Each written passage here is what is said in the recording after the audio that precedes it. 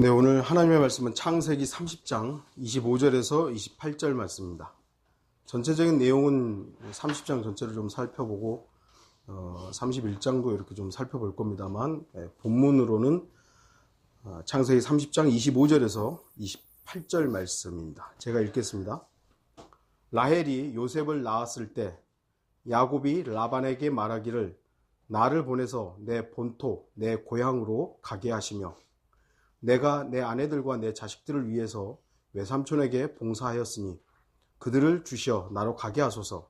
이는 내가 외삼촌에게 했던 봉사를 외삼촌께서 아심이니이다 하니, 라반이 그에게 말하기를 만일 내가 내 눈에 은총을 입었다면 부탁하노니 머무르라. 나는 이미 너로 인하여 주께서 나에게 복 주셨음을 경험을 통하여 배우노라 하고, 또 그가 말하기를 내 품삯을 정하라. 그러면 내가 그것을 주겠노라 하더라. 그랬습니다. 오늘 말씀의 제목은 본향을 향하여. 그리스도인인 우리는 이 땅에서 여행자가 아니라 순례자입니다. 이 세상 사람들은 자신들을 여행자라고 생각할지 모르지만 그리스도인들은 순례자입니다. 여행자와 순례자는 다르죠. 여행자는 여기저기를 구경하면서 다닙니다. 즐기면서 다니고 자신을 위해서 신나게 시간과 돈을 사용합니다. 그리고 나면 그들은 자신이 있어야 할 곳으로, 어떻게 보면 영원한 저주로 돌아가야 합니다. 하지만 순례자는 본향을 향해 가는 사람들입니다. 목적지가 있어요. 여기저기 볼 수도 있고 먹을 수도 있고 잠시 쉴 수도 있지만 목적이 여행자와는 전혀 다릅니다. 그리스도인은 이 땅이 본향, 영원한 집이 아니기 때문에 한 걸음 한 걸음을 통해서 우리들의 본향인 새 예루살렘을 향합니다. 우리의 목적지가 분명히 이 땅이 아니에요. 우리의 목적지는 새 예루살렘, 하늘이죠. 하지만 세상 사람들은 이 세상을 여행하며 살다가 자기가 있던 곳으로 가야 돼요. 있어야 할 곳으로 가야 되는 것이죠. 찬송가 가사에 이런 내용이 있죠.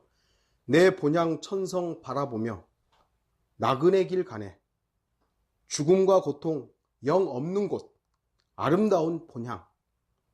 세상 통과하는 동안 온 마음이 거기 있네. 저 아름답고 명랑한 곳 나의 소망일세. 저는 이 가사를 간혹 이렇게 찬송을 부르면서 좀 감동될 때가 많습니다. 여러분은 지금 여행자의 삶을 살고 있습니까? 아니면 순례자의 삶을 살고 있습니까? 그리스도인은 이 세상을 지나가는 순례자입니다. 반면 목적지도 없고 방황도 없는, 방향도 없는 방랑자나 불황자가 아닙니다. 또한 세상에서 무엇인가를 얻기 위해 구걸하며 사는 노숙자도 아닙니다.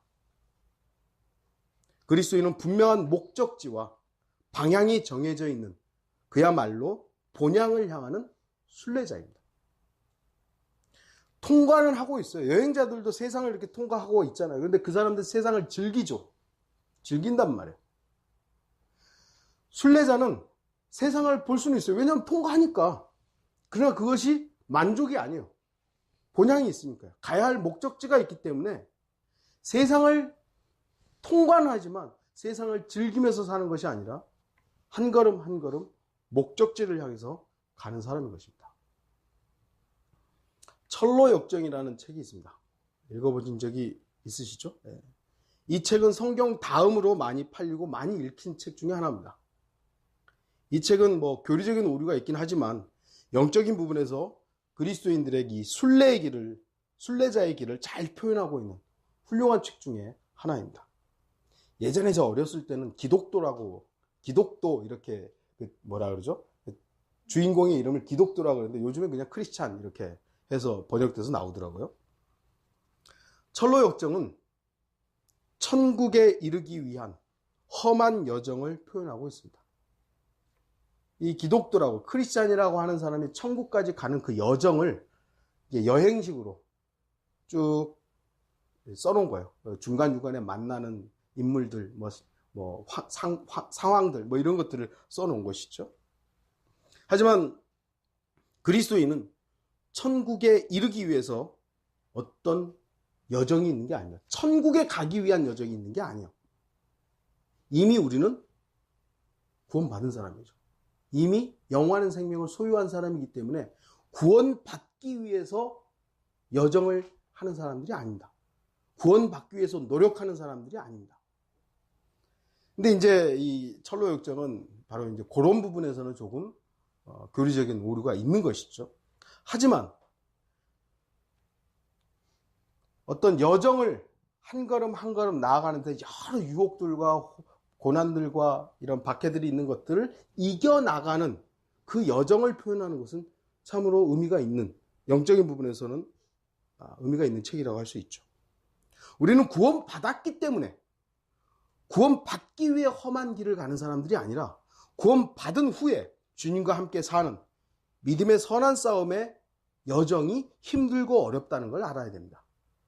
구원받기 위한 여정이 힘든 게 아니라 구원받고 나서 주님과 함께 살아가는 이 여정이 힘든 거예요.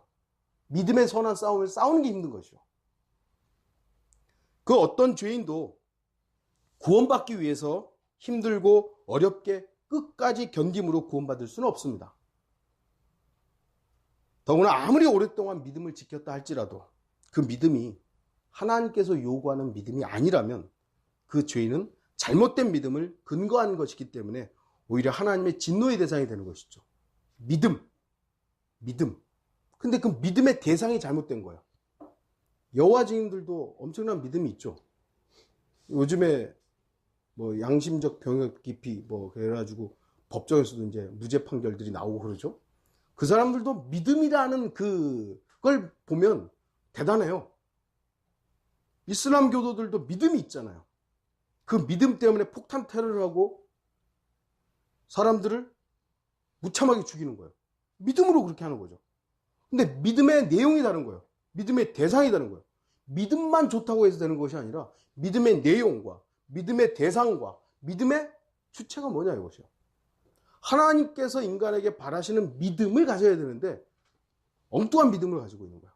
그러면 뭐죠? 이 믿음은, 이 엉뚱한 믿음은 하나님을 대적하는 겁니다. 믿음이 크다, 적다. 우리도 한국 사람들 믿음 얼마나 대단합니까? 정말 대단하죠.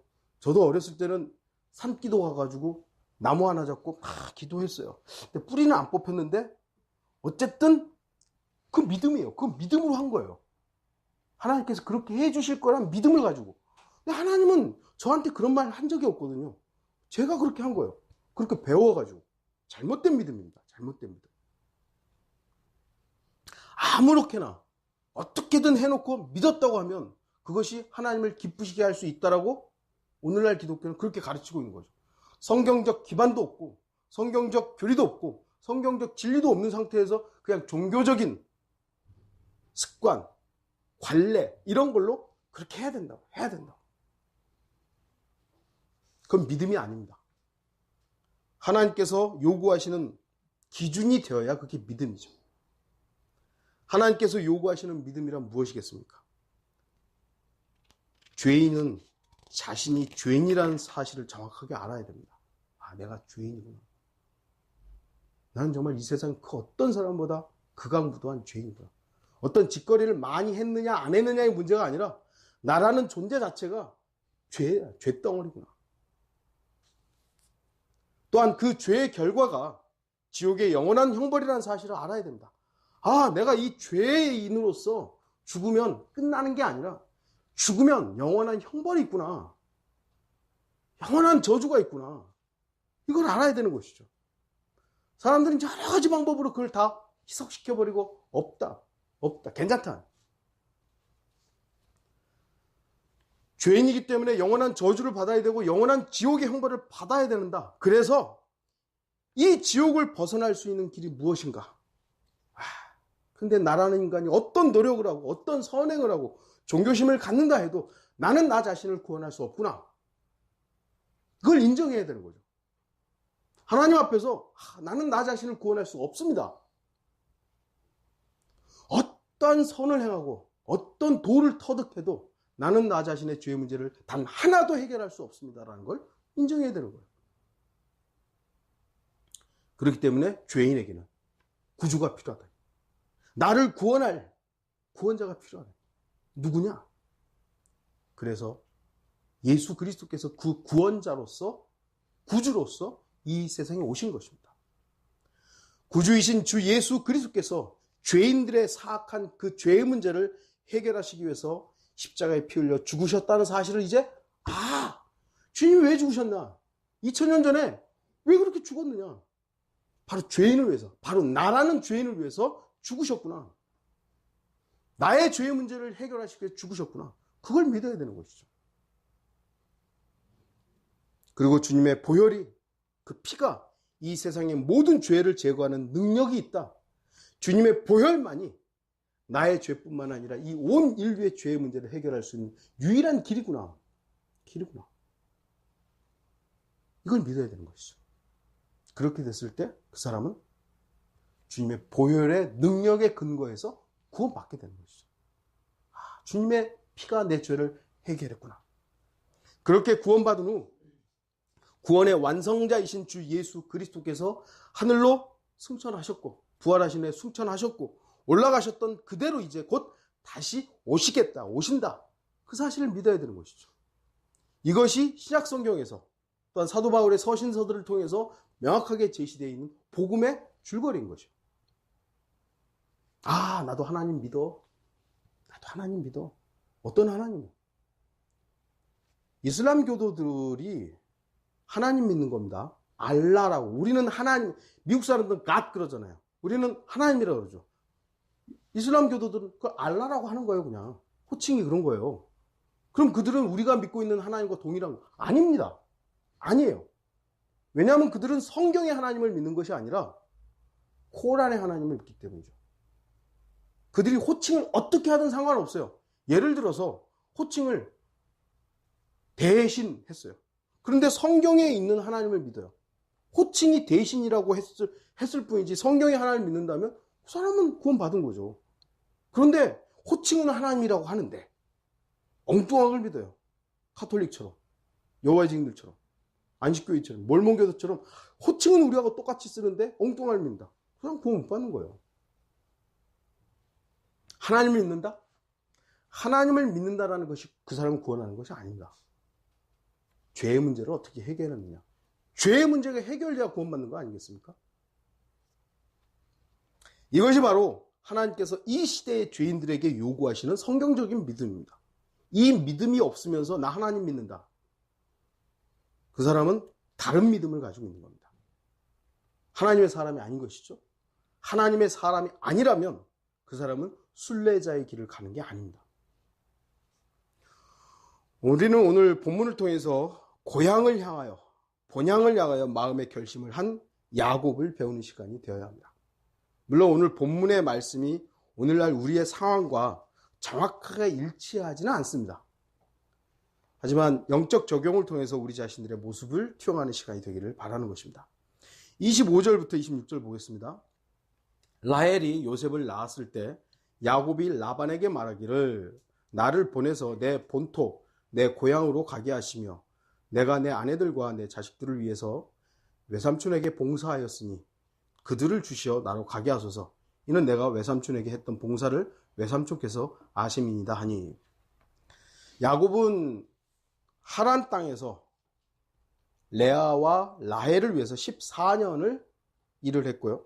그리고 자식들이 태어났고 그들이 출생해서 성장하는 모습을 이렇게 본다면 대략 한 30년 동안, 30년 이상을 고향에서 떠나서 생활했던 것입니다.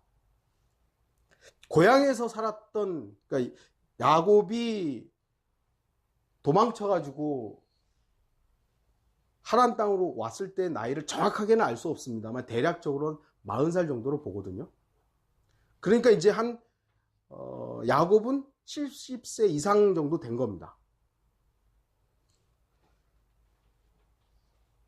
어머니 리브카하고 한통속이 돼가지고 아버지를 속이고 형 에서를 속였던 야곱은 도망자가 돼서 고향 땅에서 멀리 떨어진 곳으로 지금 도피해서 살았던 것입니다.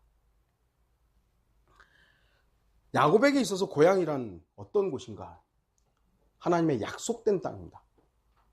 야곱은 그곳에 살아서는 안 되는 거예요. 하나님께 약속한, 아브라함과 이삭에게 약속한 땅, 곧 야곱에게 약속된 땅이 바로 그 고향이었던 것이죠.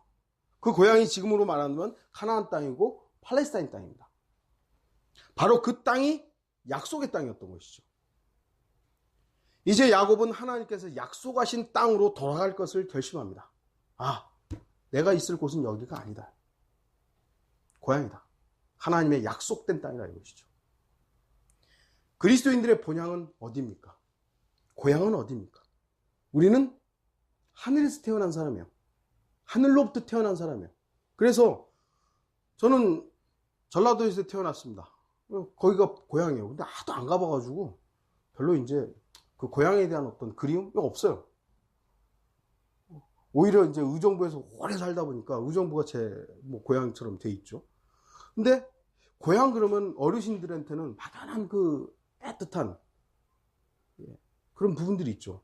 왜냐하면 고향에서 나고 자라고 생활했던 것들이 있기 때문에.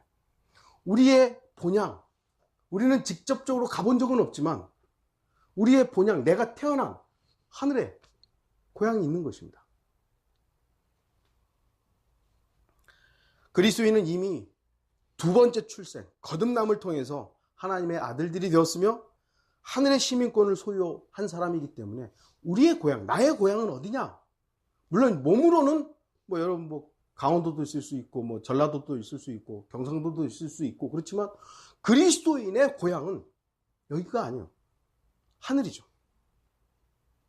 그렇기 때문에 그리스도인은 더 이상 이 땅에 속한 사람들이 아닙니다.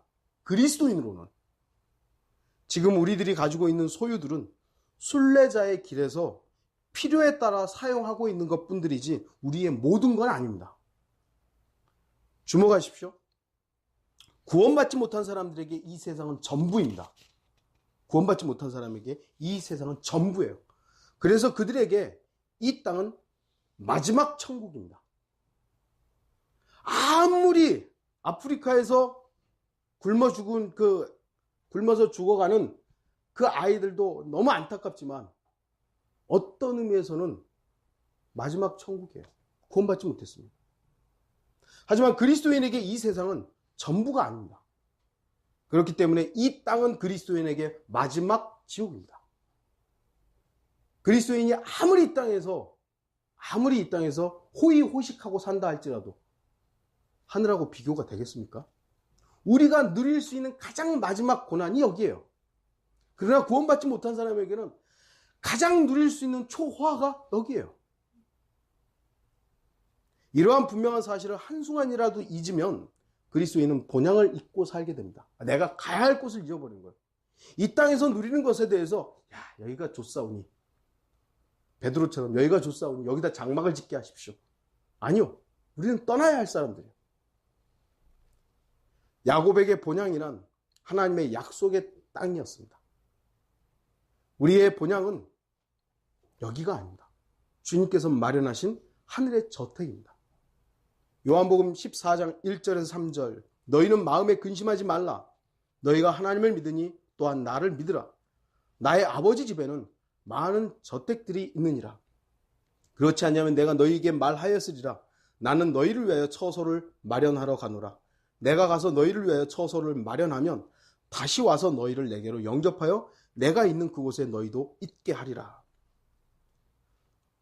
여러분은 그리스도인으로서 언젠가는 본향으로 돌아가야 한다는 사실을 잊지 마십시오. 주님이 지금 이 순간 우리를 부르신다면 우리는 같이 올라갈 거예요. 같이 올라갈 거예요.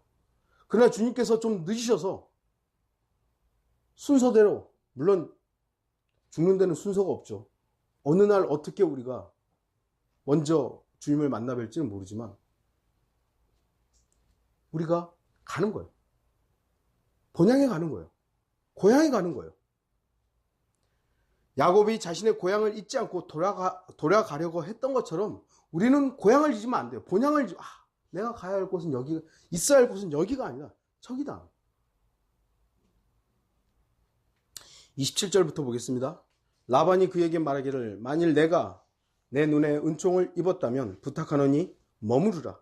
나는 이미 너로 인하여 주께서 나에게 복 주셨음을 경험을 통하여 배우노라 하고 또 그가 말하기를 내 품삯을 정하라. 그러면 내가 그에게 주겠노라 하더라.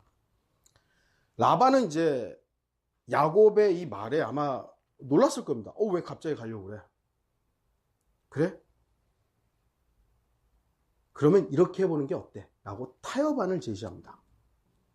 부탁하노니. 라반은 야곱에게 강압적으로 하지 않습니다. 부탁하죠. 지극히 인간적인 부분에 호소하는 방법입니다. 여러분이 그리스도인이 되려고 할 때, 구원받으려고 할 때, 진리를 알고 진리로 인하여 성별하려고 할 때, 진정한 성경적인 기준으로 바로 서려고 할 때, 어김없이 마귀는 인간적인 방법으로 타협안을 제시합니다. 구원받으려고 하잖아요. 그럼 그 마음에다가 나중으로 미뤄. 지금 급한 게 아니야. 하나님의 바른 말씀을 알고 바른 말씀으로 넘어갈 때 남들 그렇게 안 해. 너 그렇게 하면 너 왕따 된다. 별의별 말들을 슬쩍슬쩍 주는 것이요. 머무르라 그러죠. 머무르라. 여기 계신 분 중에 몇 사람도 그런 얘기 들어봤죠. 기다려요. 기다리라. 어떤 목사가 저한테 기다리라고 했어요. 그 말을 듣는 순간 마음이 사실 흔들렸어요. 저를 설득하려고 제시하는 것이죠. 뭔가를 달콤한 걸 주려고 한다. 타협안을 제시하는 것입니다. 왜 그렇게 힘든 일을 하려고 하느냐고. 왜 어려운 길을 가려고 하느냐고. 남들이 가지 않는 길을 왜 가려고 하느냐고. 너만 오르냐고. 너만 맞냐고. 남들은 다 그렇게 안 하는데 왜 너만 그러냐고. 세상 사람들 다 보라고. 이제는 구원은 필요 없다고. 그냥 세상을 즐기라고. 그래? 그렇게 가고 싶으면 잠깐 갔다 와 그냥. 잠깐만 갔다 와. 예수 믿는 척 해 그냥. 교회 가서 그냥 하고 마요. 갔다 그냥 와. 별의별 타협안들을 제시합니다.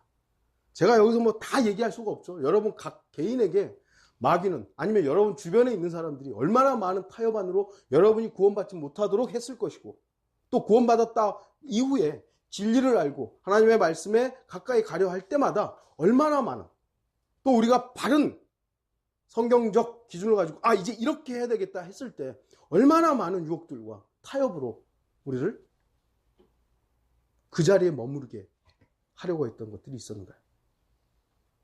우리는 출애굽기에서 파라오가 모세에게 제안을 했던 타협안을 압니다. 그것은 제가 나중에 또 다시 한번 설교하도록 하겠습니다. 파라오가 모세한테 너무 멀리 가지 마. 네 자식들 데려가지 마. 그거 좀 남겨놓고 가. 막 별의별 타협안들을 몇 가지를 제시를 해요. 마귀는 언제나 믿음의 결단 앞에서는 현실이라는 그럴듯한 타협안을 제시합니다. 현실. 그러나 여러분은 현실이라는 타협안을 거부했고 바른 말씀으로 옮겼고 주님만 바라보는 지역교회로 성별한 사람들입니다. 규모로 보면 이 교회는 정말 하잘것 없어요. 규모로, 현실로 본다면. 그러나 저와 여러분들은 하나님의 말씀을 선택한 거예요. 사람이 아니라. 그러나 타협안들이 제시됐었을 거예요. 수많은 사람들이 성경의 기준이 아니라 자기가 몸담고 있는 현실이라는 안락함, 현실이라는 익숙함에서 벗어나지 못하는 겁니다. 파라오도요, 어떤 면에서는 하나님이 사용하신 종입니다. 파라오도요. 하나님께서 사용하신 종이니까 파라오를 섬겨야 됩니까? 아니죠. 아닙니다. 파라오를 섬기는 것을 멈추려면 이집트에서 떠나야 되는 것이죠. 저는 어떤 목사가 그 설교를 했을 때 아멘 했어요. 파라오를 섬기는 것을 멈추려면 이집트에서 떠나야 된다고. 거기 있으면서 나 파라오 안 섬긴다고. 저 목사도 아니라고. 그런데 거기 있는 거예요. 그럼 뭐예요 도대체? 머무르라. 얼마나 듣기 좋은 말입니까? 그러나 본향을 향해 순례자의 길을 가는 사람에게는 머무를 곳은 이 땅이 아니다. 이집트는 그리스도인이, 이집트는 이스라엘 백성들이 머물러야 할 곳이 아니었던 겁니다. 떠나야 되는 것이죠. 지금 자신이 안주하고 있는 현실이 머물러야 할 곳이 아니다. 여러분들이 있어야 할 곳은, 지금 물론 우리는 뭐 의정부 또는 동두천, 양주 이렇게 살면서 그곳에 있어요.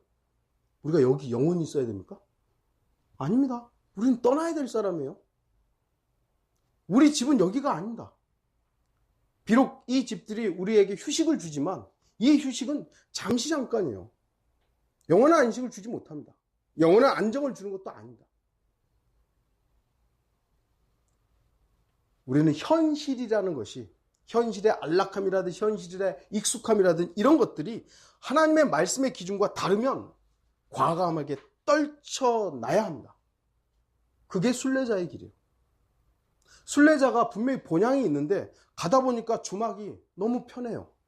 주막에서 이것저것 주모가 먹을 것도 주고 잠도 재워주고 여기 있으라고.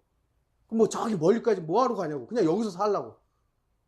현실의 안락함 제공해 주는 거예요. 거기 있어야 됩니까? 아니죠. 여행자는 거기서 즐기면 돼요. 여행자는 그래 즐기지 뭐. 그래 집에 가면 돼요. 그런데 순례자는 거기서 잠깐은 쉴 수 있겠지만 거기 있으면 안 돼요. 목적지가 있기 때문에 목적지를 향해서 가야 되는 것이죠. 우리의 목적은 사람들의 인정도 아니고 사람들과의 관계도 아니고 주님을 바라보는 거예요. 주님을 향해서 나가야 되는 것이죠. 라반은 이제 야곱을 통한 하나님의 복을 잘 알고 있었습니다. 나는 이미 너로 인하여 주께서 나에게 복을 주셨음을 경험을 통하여 배웠노라. 라반도 하나님의 복이 야곱을 통해서 주어지고 있다는 것을 알고 있었습니다. 그래서 그랬는지 몰라도 야곱을 고향으로 보내기가 싫었던 거죠. 하나님께서 야곱에게 복을 주니까 그가 부자가 되니까 라반도 부자가 되는 거예요. 그걸 알고 있었던 거죠. 근데 야곱이 떠난다 그러면 이제 내 유익이 감소가 되는 거잖아요. 그러니까 보내기가 싫은 것이죠. 그러나 정말 라반이 야곱을 통한 하나님의 복을 배웠다면 야곱을 대할 때 정직했어야 되는 것입니다. 정직했어야 되는 거죠. 그러나 라반은 자신의 이익을 위해서 야곱을 이용할 줄만 알았던 것입니다. 31장 1절 2절 보시면 야곱이 라반의 아들들의 말을 들었을 때 말하기를 야곱이 우리 아버지의 것을 모두 빼앗아 갔으며 우리 아버지의 것으로 그가 이 모든 영광을 차지했도다 하더라. 야곱이 라반의 안색을 보았더니 보라 자기에게 대함이 전과 같지 아니하더라. 진짜로 라반이 야곱과 함께 하시는 하나님의 복을 알았다면 자신의 자식들이 이렇게 말했을 때 너네 그런 말 하지 마. 내 거 아니야. 하나님이 야곱을 통해서 여기 주신 거지 내 거 아니야. 호통을 쳤어야 되는 것이죠. 하지만 라반은 대다수의 사람들처럼 하나님의 역사하심을 잊어버린 거예요. 그리고 안색이 변한 거죠. 야곱을 대하는 것이 전과 같지 않은 거예요. 저거 내 거 뺏어간 놈이야 저거. 이렇게 돼버린 것이요. 하나님의 사람이었던 야곱에 대해서 잊어버린 것입니다. 사람들은 어떻습니까? 자기에게 조금만 좀 좋은 일들이 생기면 처음에는 겸손한 척합니다. 처음에 괜찮아요. 배우들도 처음에는 그 엑스트라 할 때는 얼마나 겸손해요. 근데 좀 배우가 유명해지고 나면 거들먹거리죠. 근데 처음이나 나중이나 그렇게 겸손하면 되게 칭찬을 해요. 그만큼 겸손하기가 어려운 거예요. 그런데 그 자리에서 진정으로 겸손했다면 참으로 하나님의 귀한 도구가 될 것인데 마치 자신이 그 일을 하거나 할 수 있다고 착각하는 순간 모든 것을 잃어버리게 되는 것입니다. 여러분, 모든 것을 잃어버렸다. 이것을 여러분들이 주의해야 돼요. 라반이 야곱이 떠나서 폭삭 망한 게 아닙니다. 폭삭 망해가지고 뭐 거지가 된 게 아니에요. 그냥 야곱이 갖고 라반이 누려야 될 더 복을 받을 것들이 이제 뭐 멈춘 거예요. 더 부자가 되지 않았다는 거예요. 모든 걸 잃었다는 건 하나님을 잃어버린 걸 말한 거예요. 예. 어떤 사람들이 모든 걸 잃어버렸다. 세상은 그렇죠. 다 잃어버렸다고 하면 돈 잃어버리고 건강 잃어버리고 이런 걸 생각하지만요. 진짜 잃어버린 건 주님이에요. 우리가 모든 걸 다 얻을 수는 있어요. 세상에서 부자도 될 수 있고 뭐 유명세도. 근데 하나님을 잃어버렸다. 그럼 그 사람은 모든 걸 잃어버린 겁니다. 모든 것. 교회가 커지고 사람은 수천 명, 수만 명이 되고 그리고 목사가 설교하면 막 사람들이 우아하는데 하나님이 그 사람에게 역사하지 않으면 그 사람은 다 잃어버린 거예요. 다 잃어버린 겁니다. 왜죠? 하나님이 모든 것 되시기 때문에. 모든 것 되시는 분을 잃어버리면 모든 걸 잃어버린 겁니다. 저와 여러분들도 잘 알아야 돼요. 내가 지금 다른 건 다 없는데 주님이 내 안에 계시다. 내가 주님과 교제하고 있고 소통하고 있고 주님으로 인해 만족하고 있고 주님이 나의 모든 거예요. 그럼 모든 것을 얻고 있는 거예요. 모든 것. 비록 그것이 죽음의 바로 앞이라도, 그것이 비록 가난의 제일 끝에 있더라도 주님을 얻거든 다 얻은 겁니다. 이 시대를 우리는 마지막 시대라고 부르죠. 마지막 시대는 배교로 끝납니다. 배교로. 그렇다면 배교가 어디에서 시작될까요? 불교에서 배교하나요? 요즘에 불교도 지금 난리죠? 불교가 배교를 하나요? 불교도 상관이 없어요. 그들이 타락을 얼마나 했든 카톨릭이 타락을 얼마나, 그거는 아무 상관없는 거예요. 배교는 성령대로 믿는다고 말하는 목사와 성령대로 믿는 교회에서 시작되는 것입니다. 종교교회 목사나 교회에서 배교가 시작되는 게 아닙니다. 어떤 의미에서는 바로 저와 여러분 안에서 배교가 시작될 수도 있는 겁니다. 그렇기 때문에 그 어떤 경우에도 하나님의 역사하심과 간섭을 잊어서는 안 됩니다. 이건 하나님이 하셨다. 하나님이 하셨다. 이 어리석은 자를 사용했다라고 말로만 할 것이 아니라, 이 악한 죄인을 하나님이 사용했다고 말로만 할 것이 아니라 실제로 그렇게 주님 앞에서 그런 자세로 자신을 낮춰야 될 거 아니에요. 왕이 되지 말고. 오늘날 목사들이 말로는 하나님께서 나 같은 뭐 사람을 쓰셨다라고 말하고 막 하는데 대접은 왕 대접을 받는 것이에요.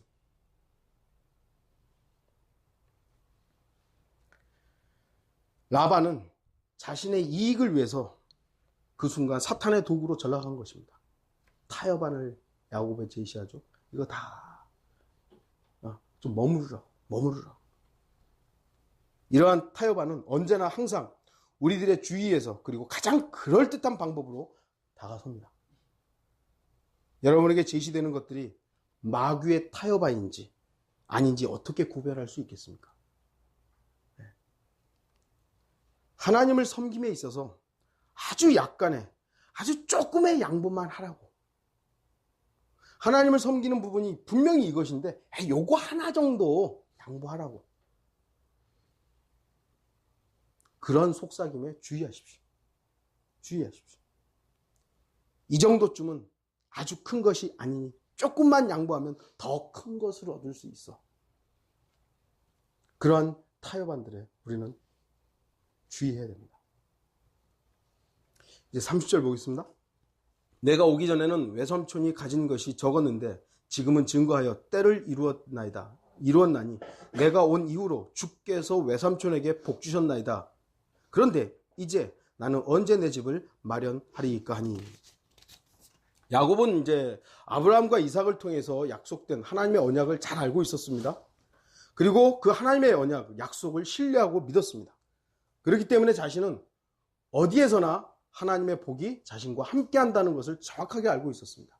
이거 다 하나님 주신 거라고. 그래서 야곱은 라반이 얻은 모든 부유함이 결과적으로 하나님께서 주셨다. 그리고 하나님께서 자신을 통해서 주셨다라는 것을 알고 있었던 것입니다.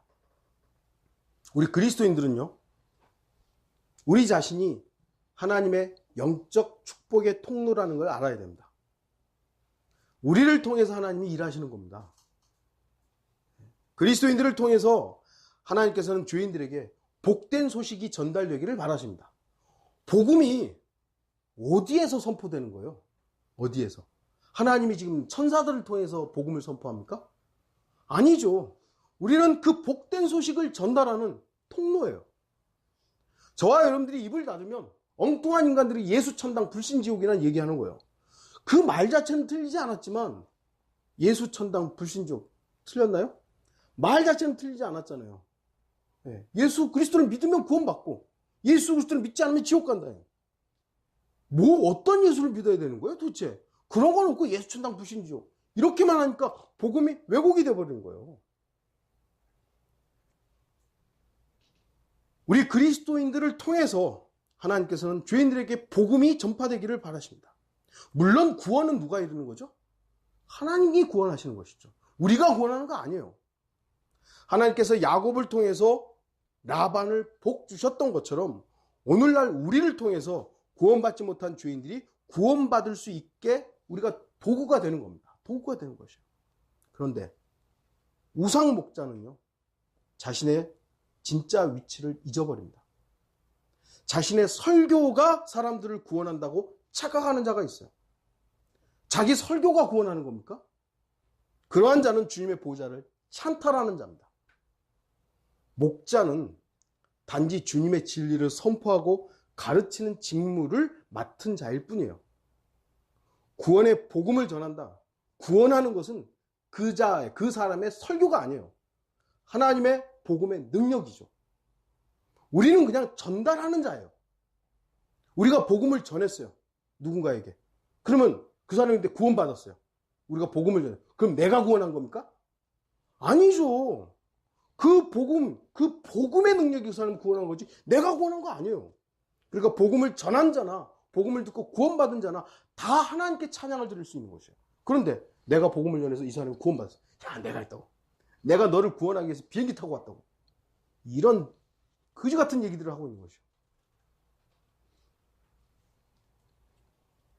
전달하는 자일 뿐이에요. 목사는 절대로 주님이 될 수 없고 구원자가 될 수 없습니다. 우리들을 통해서 하나님께서는 우리 주변의 사람들에게 안정을 주시고 평안을 주신다는 사실을 잊지 마십시오. 우리를 통해서 일하시는 것이요. 하나님께서 인간을 만드셨죠? 창조하셨죠? 그걸 창조라고 해요. 하나님이 인간을 만드는 건 창조예요. 근데 인간이 신을 만들면 뭐가 되죠? 우상숭배가 되는 거예요. 하나님이 인간을 만들면 창조예요. 그런데 인간이 하나님을 만들면 우상숭배가 되는 겁니다. 오늘날 수많은 사람들이 자기가 원하는 신을 만들고 있어요. 자기가 섬기고 싶은, 자기 마음대로 움직일 수 있는 그런 신을 만드는 거예요. 라반도 우리가 알 수 있다시피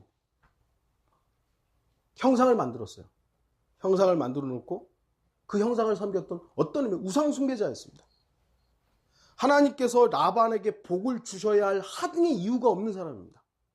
그러나 그의 집에 하나님의 사람이었던 야곱이 있었기 때문에 하나님께서는 야곱에게 복을 주셨고 그 야곱을 통해서 라반도 덩달아서 부자가 됐던 겁니다.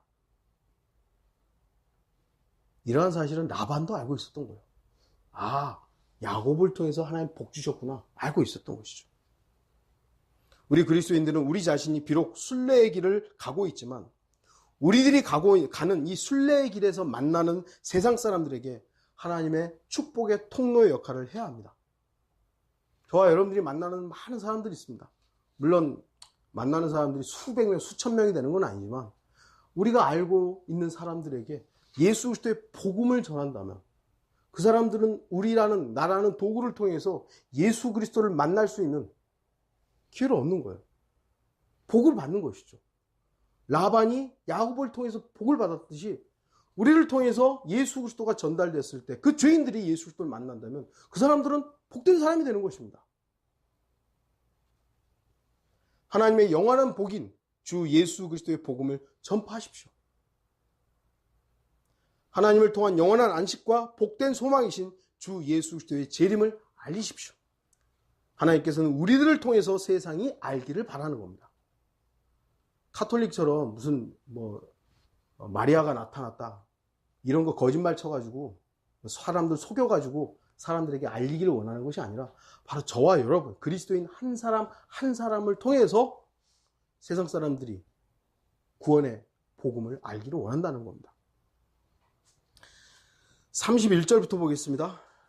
그가 말하기를 내가 내게 무엇을 주랴 하더라. 야곱이 말하기를 외삼촌께서는 내게 아무것도 주지 않아도 되나니 만일 외삼촌께서 내게 이것을 해 주신다면 내가 다시 외삼촌의 양떼를 치고 지키리이다. 내가 오늘 외삼촌의 모든 양떼 속을 두루 다니며 이때부터 양들 중에서 얼룩얼룩하고 점 있는 양들과 모든 갈색 양들 또 염소들 가운데서 점 있고 얼룩얼룩한 것들을 가려내리니 그것들이 나의 품삯이 되리이다. 내 품삯에 관한 것이 외삼촌의 면전에서 있게 될 때 내 의가 장차 나를 위해 대답하리니 염소들 중에서 얼룩얼룩하지 않거나 점이 없는 것이나 양들 중에서 갈색이 아닌 것이 있으면 내가 도둑질한 것으로 여기소서 하니 라반이 말하기를 보라 내가 내 말대로 하리라 하고 그날 그가 모든 아롱아롱하고 점 있는 순염소와 얼룩얼룩하고 점 있는 모든 암염소와 흰 점 있는 모든 것들과 양들 중에서 갈색 있는 것들을 모두 가려내어 그의 아들들의 손에 붙이고 자신과 야곱 사이에 3일길을 두었으며 야곱은 라반의 양떼 중 나머지를 먹이더라. 고향으로 본향으로 돌아갈 것을 마음의 결심을 한 야곱에게 라반은 자세를 다르게 합니다. 내 품삯을 정해라. 내가 뭘 줄까? 라반은 또 착각하고 있는 것이죠. 자기가 뭘 줄 수 있을 거라고 생각하는 것이에요. 야곱은 하나님으로부터 받았다는 걸 자꾸 얘기하고 있는데 라반은 야 내가 네 품삯 줄 테니까 내가 뭘 줄까? 라고 얘기하는 것이죠. 세상 사람은 다 그렇게 착각을 해요. 우리가 어려울 때 물론 돕죠 사람들이. 그럼 그거는 우리가 분명히 하나님으로부터 공급된 거예요. 물론 그 사람에게도 고마움을 표시는 하지만 그것을 주게 하신 분은 주님이시기 때문에 주님 감사합니다죠. 그런데 그 사람들은 자기가 도왔다고 착각하는 것이죠. 야곱은 모든 것이 라반으로부터 오는 것이 아니라는 것을 정확하게 알고 있었습니다. 그래서 라반의 것과 자신의 것을 분리시킵니다. 만일 야곱이 하나님을 전적으로 신뢰하지 못했다면 아마도 야곱은 그래요 알았습니다. 삼촌 이거 주세요. 내가 이제 삼촌한테 받은 거 가지고 그냥 고향으로 갈게요 했을 거예요. 그러나 그러지 않았죠. 야곱은 라반으로부터 쓸모없다라고 여겨지는 것들을 가져옵니다. 점 있고 흠 있고 아롱아롱하고 얼룩얼룩하고 양인데 양이 여러분들 알다시피 하얀색 양이어야 되잖아요. 그래야 양털을 깎아서 쓸모가 있는 거예요. 근데 이게 얼룩얼룩하고 점도 있고 그럼 그 양의 털을 어디다 쓸 거예요? 물론 요즘처럼 패션이 다양하다면 상관없지만 옛날은 그런 게 아니잖아요. 쓸모없다고 여겨지는 것들을 가져와요. 그리고 오직 하나님의 능력으로 많은 소유를 갖게 되는 것을 입증합니다. 그리스도인들의 마음이 위로 정해져 있다면 우리들은 세상의 것들과 스스로를 성별해야 합니다. 물론 성별이 세상과 분리해서 따로 살거나 세상의 물건을 전혀 사용하지 않는 생활을 말하는 건 아닙니다.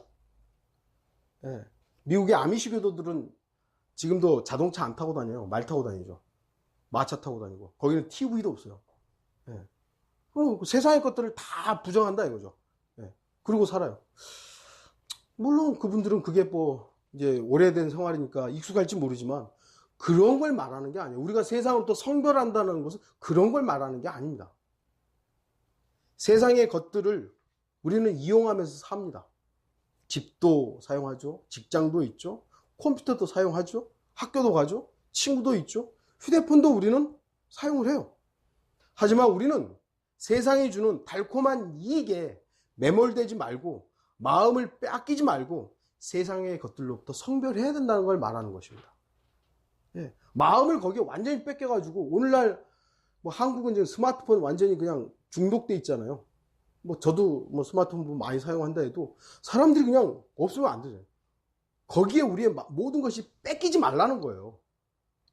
성별하라는 것이죠. 성별된 삶이 쉽고 자제하고 절제하는 생활이 쉽다면 무엇 때문에 성경이 썩지 않은 면류관을 주시겠다고 말씀했겠습니까? 어려워요. 세상으로부터 성별하는 삶이 어려워요. 세상의 물질이라든지 이런 것들을 구별한 삶을 사는 게 어려워요. 그러니까 이 어려운, 쉽게 어떻게 보면은 이 구별된 생활이 그만큼 모든 사람이 하는 것이 아니기 때문에 그런 삶을 산 사람에게 면류관을 주는 거예요. 고린도전서 9장 25절에 이기려고 애쓰는 사람은 누구나 모든 일에 자제하나니 이제 그들은 썩어질 면류관을 받으려 하지만 우리는 썩지 않을 면류관을 받고자 함이라. 절제하는 생활, 생활의 순결함, 그리스도인으로서의 순결함, 세상에 대한 성별됨, 세상 사람들과 똑같이 하지 않는 것이죠. 죄에 대한 단호한 자세, 비진리에 타협하지 않는 자세. 인천에서도 퀴어 축제가 있다고 그래가지고 이제 소위 기독교인들이 반대를 한 것 같아요. 그래가지고 그 동성연애에 찬성하는 사람들이 이제 모이니까 반대하는 사람들이 가가지고 막 예수님께로 돌아오라고 그러고 십자가 지고 가고 막 또 쇼를 하더라고요. 다시 한번 말씀드리지만 동성애는 죄입니다. 누가 되었든 그 죄에서 돌이켜야 됩니다. 근데 그걸 반대한다고 해서 거기 가가지고 동성애 반대한다고 구호 외치고 그게 됩니까 그게? 아니. 그리스도인들은 분명한 자세를 갖지만 세상적인 방법으로 그 일들을 해결하는 게 아니에요. 그리스도인이 이 세상의 모든 문제를 해결할 수 있는 유일한 방법은 예수 그리스도의 오심이에요. 우리가 해결할 수 없어요. 우리가 가서 구호 외치고 동성애 반대한다고 저 죄인들 잘못 회개하라고 아무리 외쳐도 안 돼요. 해결 안 돼요. 주님만이 유일하게 해결하십니다. 그럼 우리는 손 놓고 아니요. 가만히 있으라는 것이 아니라 설교를 또 여러분들이 아는 사람들은 그거 죄라고. 잘못된 거라고. 그거 잘못된 거. 그거 죄니까. 만약에 여러분이 아는 사람 중에 그런 죄와 돌이키라고. 말할 수 있는 것이죠. 말해야 되는 것이고요. 그런 분명한 자세가 순례자들이 세상으로부터 자신을 분리시키는 중요한 자세인 것입니다.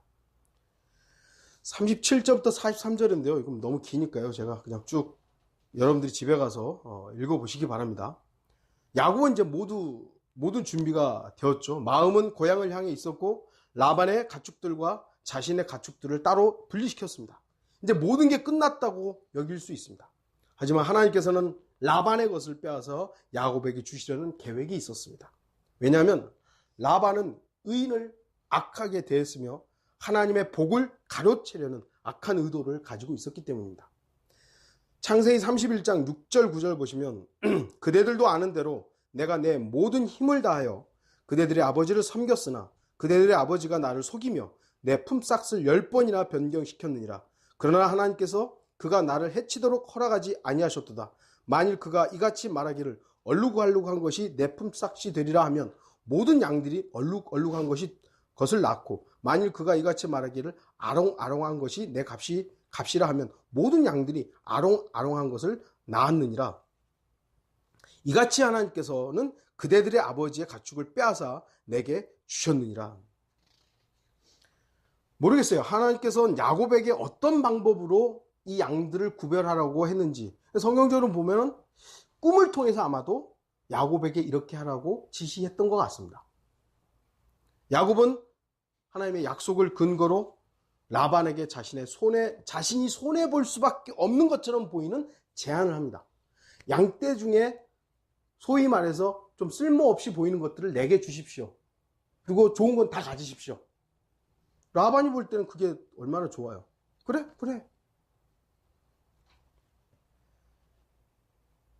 아까도 말씀드린 양 보신 적 있으시죠? 대부분이 흰색입니다. 흰색 양이에요. 얼룩얼룩하고 점이 있는 양은 제가 알기로 거의 없어요. 야곱은 오로지 하나님의 약속을 근거로 자신에게 불리한 제안을 하는 겁니다. 그 후 야곱은 하나님의 약속을 믿고 어떻게 보면 논리적으로 설명할 수 없는 이런 행동을 합니다.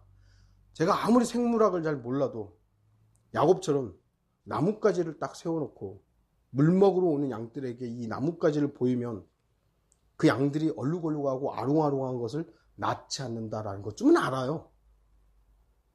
이게 가능합니까? 과학적으로? 양들이 물을 먹으러 오는데 거기다가 나뭇가지를 딱 세워놔요. 그런데 그 나뭇가지 아래서 물을 먹는 것들이 가서 얼룩얼룩한 걸 낳아요. 그게 말이 되는 거예요? 과학적으로는 도저히 입증할 수 없는 것입니다. 근데 성경은 그 가지들 앞에서 새끼를 베어 아롱아롱한 것과 얼룩얼룩한 것과 점 있는 양을 낳았다라고 말씀하는 거예요. 하나님이 하시는 일은 우리 인간들의 생각과 이성을 초월합니다. 문제는 하나님을 신뢰하느냐 신뢰하지 않느냐의 문제이지 방법의 문제가 아니에요. 사람들은 이렇게 하면 돼요? 아니요. 예수 그리스도께서도 그러시잖아요. 금을 던지라고. 밤새도록 했는데요. 던지라고. 자신들의 경험과 논리와 과학적 견해와 생각으로 안 되는 거예요. 방법이. 그렇게 하면 안 되는 거예요. 근데 주님은 해보라고. 문제는 신뢰의 문제예요. 믿느냐 안 믿느냐의 문제지 방법이 아니에요. 근데 인간들은 대부분 방법을 얘기하는 것이죠. 야, 어떻게 창조가 돼? 진화가 더 맞지 않냐? 진화가. 인간의 과학적 사고와 자신들의 생각으로는 진화가 맞는 것 같아요. 그렇게 생각하는 것이죠. 그러나 우리는 방법을 믿는 것이 아니라 하나님을 믿는 것입니다. 하나님의 말씀을 믿는 것입니다. 우리 앞에는 순례의 길이 있습니다. 이 순례의 길은 오직 하나님의 약속을 믿는 믿음밖에 없습니다.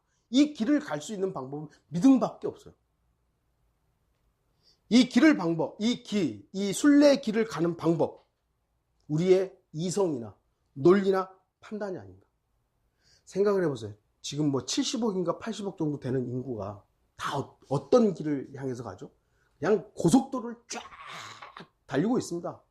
저도 운전할 때 보면 고속도로를 쫙 달리고 있어요. 혹여 거기서 제가 브레이크를 잡는다고 생각을 해봐요. 그럼 얼마나 난리가 나겠어요. 제가 갓길에 나 이 길 안 가고 다른 길로 갈래. 얼마나 난리가 나겠어요. 세상이라는 이 큰 이런 세상 사람들이 지금 막 과속을 하든 뭐 하든 쫙 가고 있는데 이 길 잘못됐다고. 이 길 잘못됐다고. 지금 우리가 그러고 있는 거잖아요. 이 길의 끝은 죽음이라고. 세상 사람들의 눈에는요, 성경대로 믿는다. 성경대로 실행한다. 이게 참 우습고 멍청해 보이는 일입니다. 너만 맞아? 너만 옳아? 야곱의 행동을 다른 사람들이 봤다면 뭐라고 했겠습니까? 야곱이 물 먹으러 오고 양식 먹으러 온 거기다 나뭇가지를, 야, 너 뭐해? 이렇게 되면 양들이 아롱아롱한 것을 낳을 거야. 했으면은, 만약에 그 옆에 있었던, 너 미친 거 아니야? 그러지 않았겠어요? 이런다고 해서 그런 양이나? 그럼 나도 부자 될게? 아마 그랬을지도 몰라요. 노아는 어땠을까요? 배를 만드는 데 있어서 산 꼭대기에서 만들고 있어요. 미친 거 아니야? 여리코에서 이스라엘 백성들 7번 돌잖아요. 뭐 하냐고? 뭐 하냐고 지금 너네 뭐 하냐고? 얼마나 비웃었겠어요. 나사로가 죽은 지 사흘이 됐는데 예수님이 나오라고. 옆에 있었던 사람들이 개그 프로 하고 있네 그러지 않았겠어요? 이 외에도 너무나 많은 비이성적이고 비과학적인 일들이 성경에는 가득 차 있습니다. 방법의 문제가 아니에요. 근데 우리는 기록된 말씀을 믿는 거예요. 하나님께서 우리에게 저택을 마련했다. 여러분들 이걸 뭘로 설명하시겠어요? 뭘로? 저 하늘나라에 지금 어마어마한 큰 저택이 마련됐대요. 저 뭘로 설명하겠어요? 이거밖에는 설명할 수 있는 방법이 없어요. 성경에 그렇게 돼 있대. 야, 그거 어떻게 믿어? 근데 나는 믿어요. 여러분 믿으시죠? 믿음밖에 없는 거예요. 이 길을 가는 거는. 여기 기록된 대로 믿는다는 거예요. 참으로 한심해 보이지 않겠습니까? 세상 사람들 볼 때. 야, 어떻게 그걸 믿냐? 참 바보 같다. 생각을 해보세요. 그런데 사람들은, 기독교인들은 예수님이 죽으시고 부활하시고 승천했다는 것은 기록된 대로 믿어요. 그런데 다시 오신다 라는 것은 기록된 대로 안 믿어요. 이상하죠?